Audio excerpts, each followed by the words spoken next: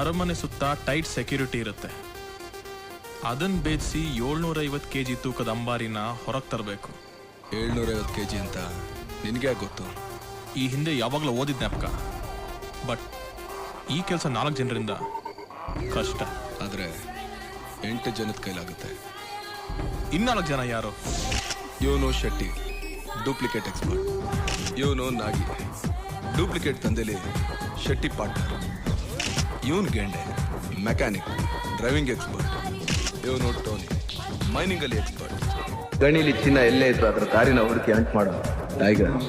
ಅವ್ರನ್ನ ನಮ್ಮ ಗ್ಯಾಂಗ್ ಒಳಗೆ ಸೇರಿಸ್ಕೊಂಡ್ರೆ ನಮ್ಮ ಕೆಲಸ 100%